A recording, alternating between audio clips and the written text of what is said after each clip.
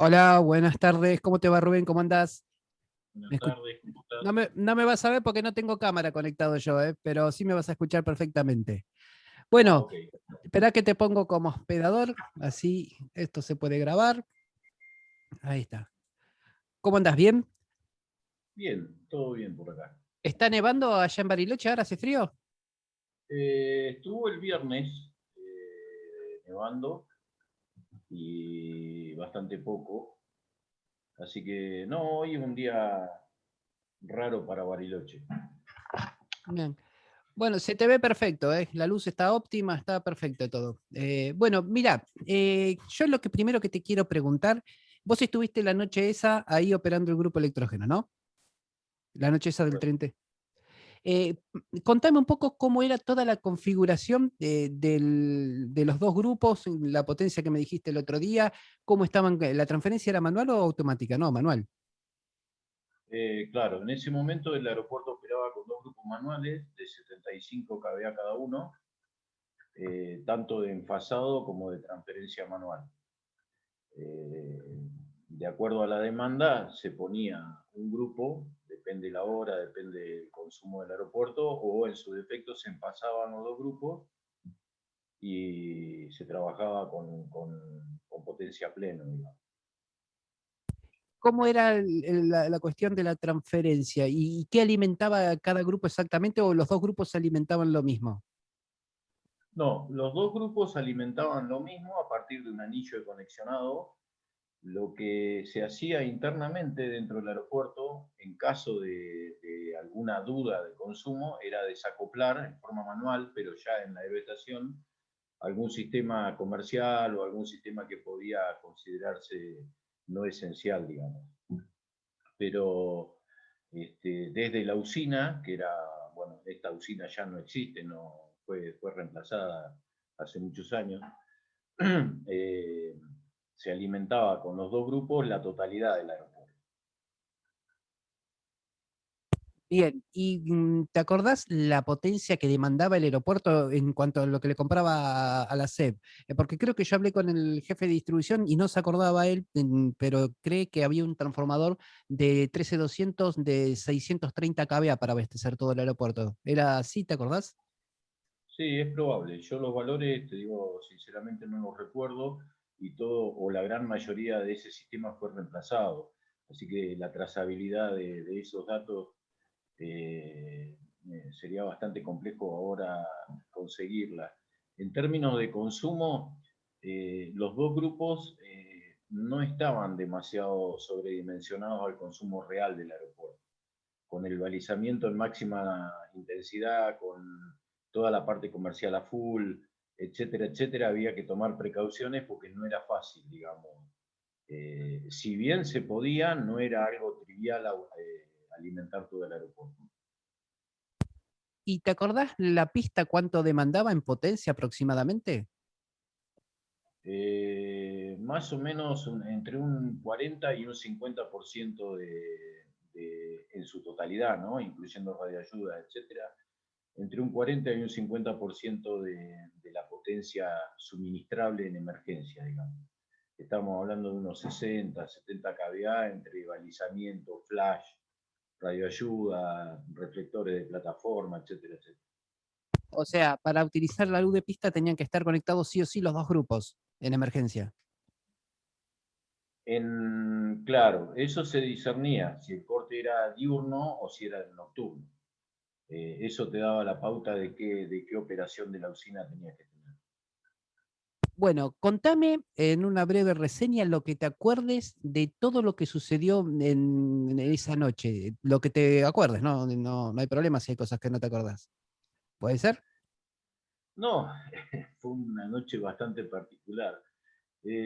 Bueno, veníamos de una gran nevada, una noche terriblemente fría, con mucha helada, que es típico después de una gran nevada acá en Bariloche. El cielo totalmente diáfano. Y minutos antes de la operación de un vuelo de aerolíneas argentinas se corta la energía en forma general en toda la ciudad. Es este el caso que, bueno, como un corte más, acudimos a la usina, el controlador de turno me informa, nosotros tenemos una frecuencia de coordinación como todos los aeropuertos, me informa por frecuencia que había tiempo, que había que reconectar, pero que teníamos el tiempo para hacerlo, así que el avión estaba en procedimiento. En la usina hicimos el arranque de los dos grupos en forma conjunta, se enfasaron los grupos, los pusimos en servicio y restituimos el servicio eléctrico de todo el aeropuerto sin ningún tipo de problema.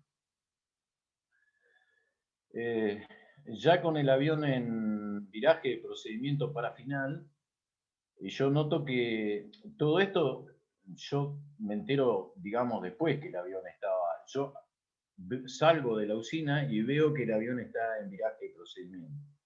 Y en ese momento noto que los dos grupos electrógenos es como que perdían velocidad de rotación, que había que acelerarlos más. Entonces, bueno, vuelvo a poner los dos, acelero los dos grupos en forma paralela, vuelvo a enfasar los dos grupos para la red. Veo que el avión, ahí me inquieto un poco porque algo estaba ocurriendo con todo esto. Yo suponía que era o el combustible de los grupos, bueno, o algún problema mecánico. Vuelvo a asomarme a la puerta de la usina, que se ve perfectamente la cabecera 29, y veo que ya el avión está, lo veo de frente, que está aproximando en una final larga a cabecera 29 del aeropuerto. Nuevamente los grupos empiezan a fallar en forma conjunta, los dos grupos se empiezan a frenar.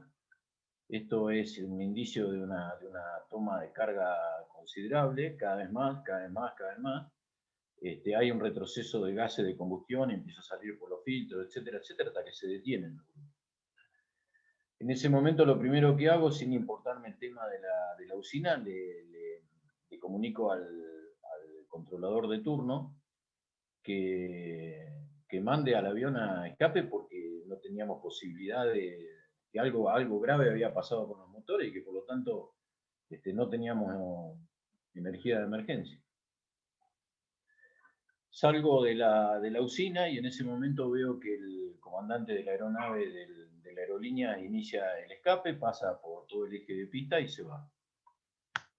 Bueno, yo asumí en ese momento que había un deterioro mecánico grave en los dos motores y que por lo tanto era inútil quedarme ahí. La usina está más o menos estaba unos 600 metros al este de la torre de control, así que agarro el vehículo con el cual me desplazaba y me dirijo hacia la torre, bueno, para informar oficialmente a las autoridades del aeropuerto y al controlador lo que había ocurrido. En ese momento nada sabíamos, nada suponíamos de lo que después el controlador y el comandante y otro piloto habló del tema, pero inicialmente, bueno, indico que la usina quedaba fuera de servicio y que por lo tanto había que esperar la restitución de la energía de la ciudad.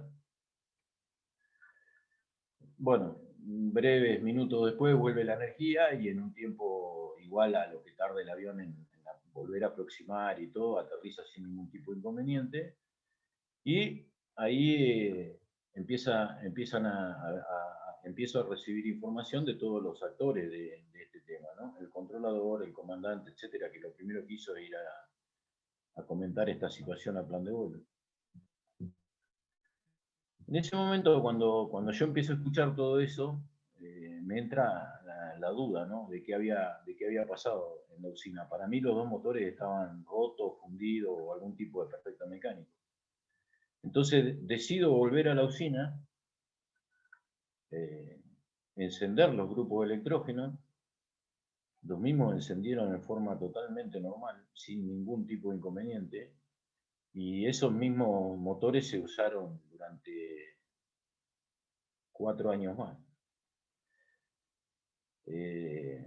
Yo no vi absolutamente nada, como dice el comandante que vio, yo no pude ver en el desplazamiento de la aeronave ninguna luz adicional al avión, yo no vi ese tipo de cosas, pero esto que relató lo viví en carne propia dentro de, digamos, del cuarto de usina y bueno, y más aún cuando al volver, sería una hora después, los motores arrancan perfectamente y como digo, fueron usados un largo tiempo después sin ningún tipo de inconveniente.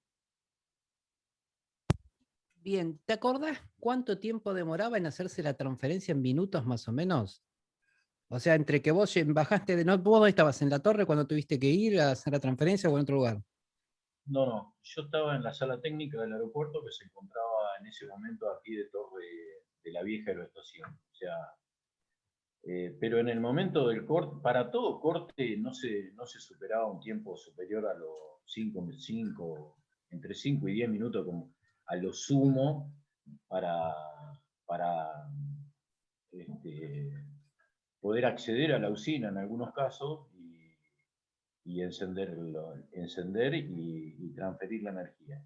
No así en los momentos en que había un operador que el arranque y la transferencia era en muy pocos minutos. Bien, y te hago otra pregunta que me la pasó un investigador que te entrevistó vos una vez telefónicamente que se llama Juan Pablo Gómez. Dante Gómez, Domingo Báez, o Alfredo Blanco o Nicolás Arraya, ¿siguen estando en el aeropuerto ahí en contacto? ¿Están vivos? ¿Tenés idea? No, era personal en ese momento de... Bueno, Dante Gómez se retiró como militar, ellos eran personal militar de Fuerza Aérea. Dante Gómez se retiró. Alfredo Blanco, por cuestiones organizativas de, digamos, de la parte aeronáutica, él pasó a la ANAC y tengo entendido que está cumpliendo servicio en la zona de Esquel. Y no recuerdo quién más me dijiste. Nicolás Arraya, el meteorólogo, y ya te digo la otra persona, porque yo no estoy en la parte esa de la investigación porque no la hice, la hizo este muchacho. Ya te digo, Nicolás Arraya, que era el meteorólogo, y Domingo Báez, que era el encargado de la torre. Tengo entendido que los dos viven. Nicolás de acá fue de pase a Mendoza, que era su provincia natal, y tengo entendido que vive y que reside en Mendoza. En el caso de Báez, se retiró también como personal militar hace muchos años que se fue de Bariloche. Tengo entendido que también vive y él residía en la zona de, del norte argentino, en el Chaco, una zona así, pero no te sé decir porque no me consta todo ese tipo de cosas.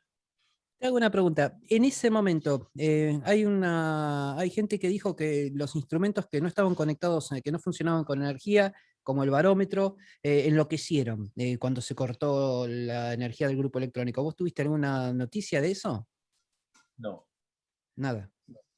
no. Yo lo único que observé eh, fue un incremento, es decir, cuantitativamente no lo recuerdo, no tengo presente el valor, pero estaba más o menos entre 30 y 40 amperes por fase, más o menos el consumo nominal. Pero esto es muy variable, porque el consumo por fase de generación dependía de la hora, dependía del clima, dependía de un montón de cosas porque eran todos los servicios que se iban acoplando o no a la red. Pero en ese momento donde se detienen los grupos, yo me acuerdo de ver, incluso de reojo, porque no me alcanzaban las manos para intentar solucionar el problema, que los amperímetros habían superado los 100 amperes ampliamente por fase. Era como que había una demanda eh, inexplicable y extraordinaria de energía en ese momento. En relación al instrumental de torre no te puedo hacer ningún comentario porque yo no estaba en la torre y sí recibí comentarios de alguna mala indicación e incluso de los monitores de radioayuda, eso, pero a mí todo ese tipo de cosas no me constan porque no estaba ahí. Ahora, vos en la usina donde estabas, ¿tenías posibilidad de ir seccionando algo para que, no, por ejemplo, para que dar prioridad a la luz de pista? ¿O no tenías acceso? ¿Desde los grupos salían cables Syntenax hacia otros tableros seccionales? ¿Cómo era la distribución esa que no me quedó en claro? No, la distribución en ese momento, en ese lugar y en esa época era toda en media tensión. Yo no tenía posibilidad de seccionar por partes, pero, pero no tenía la posibilidad, también es cierto, porque no había necesidad de seccionar. O sea, nosotros sabíamos que con los dos grupos en pasado y en funcionamiento no teníamos ningún tipo de inconveniente. Y vos que me dijiste que la distribución era toda en media tensión, ¿había varios subtransformadores dentro del aeropuerto? ¿No sabes eso?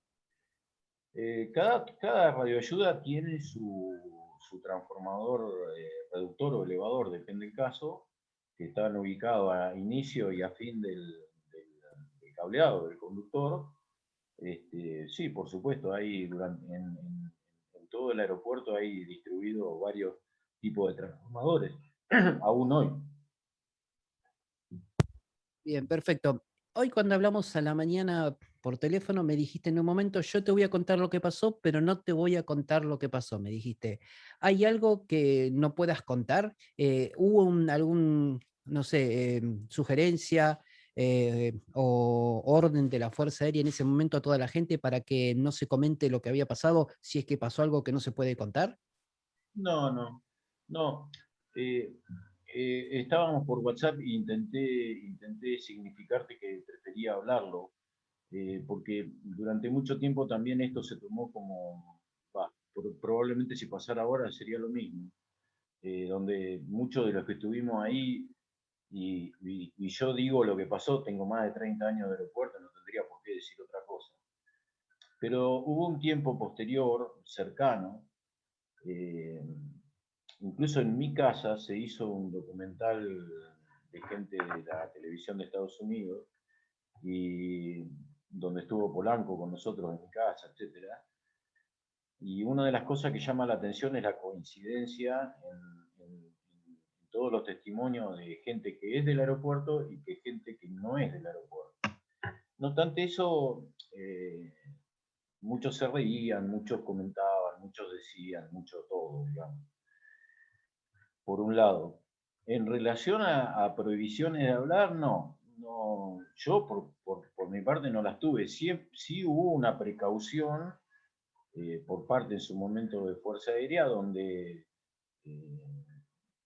no cuidando, digamos, sino más bien cuidando a las personas, porque, eh, bueno, hay algunos condimentos como que cada uno de nosotros tiene una licencia aeronáutica, como decir, no podemos decir cualquier cosa y en cualquier momento, digamos. Pero más que nada por eso, no por otro tema. Bien, perfecto. Una última consulta y ya no te robo más tiempo. En otros momentos yo, por lo que tengo entendido, yo estoy hablando con gente de DERSA en estos días, con gente de la Cooperativa Eléctrica de Bariloche, toda la parte eléctrica. Y es común, o era común también que se cortase la energía.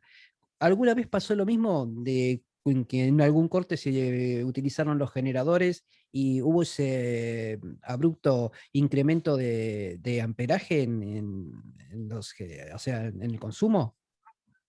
No, para nada. Para nada. Para nada. Ese fue un hecho singular de ese día. Nunca se volvieron a repetir esos consumos, nunca se volvió a repetir la situación de los grupos. Eh, los grupos quedaron fuera, digamos, sin uso, pero en funcionamiento perfecto, hasta el día que, bueno, después se produjeron ciertos cambios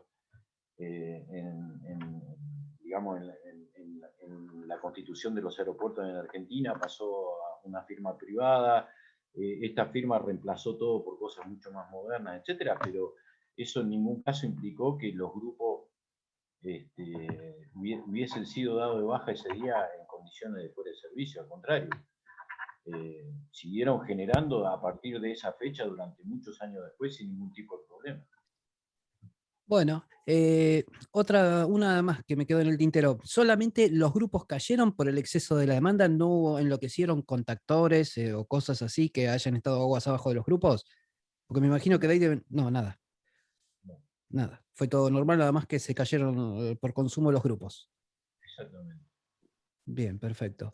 Bueno, la verdad Entonces, que muy, muy clarificador lo que me contaste. Creo que, bueno, aparte de esa entrevista que te hicieron ahí para el documental de Estados Unidos, creo que no hay muchas más entrevistas tuyas, por lo menos lo que me comentaron los investigadores con los que tuve contacto. Hay un investigador, el que te nombré antes, Juan Pablo Gómez, que habló por teléfono con vos, que le sí, gustaría tomar contacto con vos. ¿Puedo pasarle tu WhatsApp? sí, no hay problema. Bueno. No, no, no hay problema. Yo nunca dejé de comentar esto, incluso en reuniones, a pesar que alguna vez recibí alguna burla o algo por el estilo, cosa que no me preocupa porque, a ver, lo viví yo, o sea, a la persona que le interese yo lo comento. Nunca, es más, te digo, nadie de los que participó ese día en la operación del aeropuerto, porque esto es así, nos tocó a nosotros porque estábamos ahí, se negó a decir, perdón, negar capaz que no es la palabra, pero fue reticente, muy por el contrario, porque lo vivimos, o sea, no hay, yo por ejemplo no puedo decir otra cosa que lo que cuento porque no lo vi. Es decir, hubo gente que vio luces, que vio determinadas, yo no lo vi. Yo digo lo que vi teniendo acceso directo visual a la cabecera, yo no vi otra cosa que no sea el avión aproximando.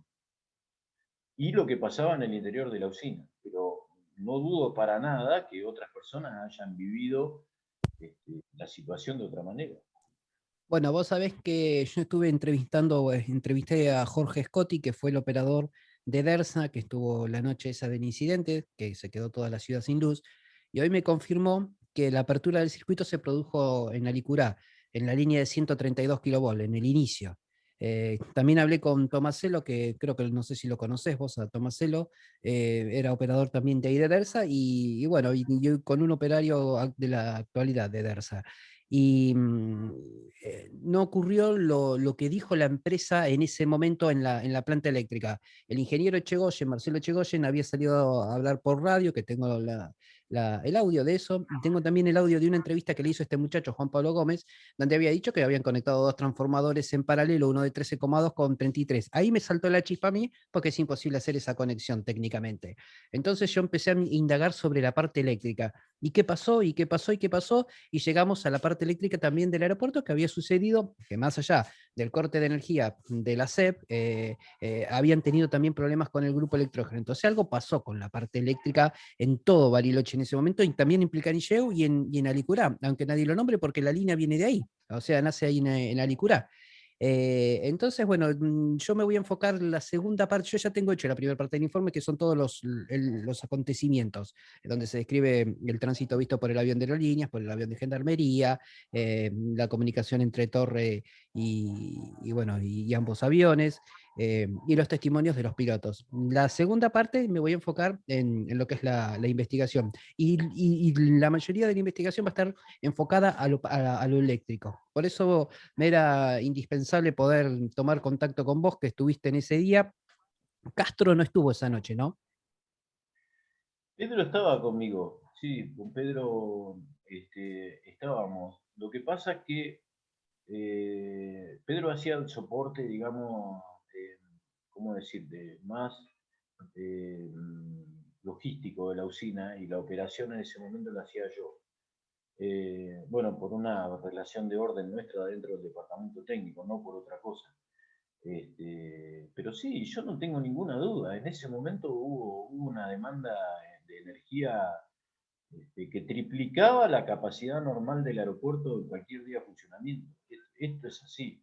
Y es más, yo cuando vuelvo a la usina a probar, a decir, bueno, a ver qué pasó, esto se rompió, no sirve más, porque, entre otras cosas, nosotros teníamos que seguir operando con el aeropuerto y no íbamos a tener servicio de emergencia si los generadores, perdón, si los motores se habían deteriorado. Fue por eso que los volví a poner en marcha. Porque al escuchar los comentarios de un supuesto ovni o algo, digo, bueno, acá pasó algo. Lo que me hace a mí reencender los grupos sin ningún tipo de inconveniente, como cualquier día normal, es esta inquietud, ¿no? De decir, bueno, ¿qué pasó? ¿Es idea si la Fuerza Aérea hizo un peritaje sobre los grupos después? No, que yo sepa, yo he permanecido en el aeropuerto durante, o sea, a ver, desde el año 89 hasta ahora, y nunca se hicieron peritaje a los motores, absolutamente nada. Quedó bueno, como que habían fallado por algo y nada más. Perfecto. ¿Cómo te presento a vos, Rubén? ¿Tenés algún título técnico, ingeniero, no sé, jefe de Yo mantenimiento? hice la licenciatura en física, pero prefiero que me pongas como jefe del departamento técnico del aeropuerto y listo. Jefe de departamento técnico del aeropuerto. Bueno, perfecto. Bueno, muchísimas gracias por... Ese- ¿Hay alguna otra cosa ese- que quieres agregar? en ese momento, hoy no lo soy, hoy no soy jefe del departamento técnico. Después mi carrera fue mutando más a la parte de jefatura del aeropuerto y hoy estoy como inspector de navegación aérea y alejado de la parte técnica del aeropuerto. Perfecto. Bueno, muchísimas gracias por tu amabilidad, por haberme dado la entrevista. Y después te voy a pasar el enlace la semana que viene para que puedas verlo, el documental. ¿Te parece? Bueno, dale, Bueno, dale. muchísimas gracias. Saludos a vos y a tu familia. Muchas gracias igualmente. Saludos, hasta luego, gracias. Chau, chau.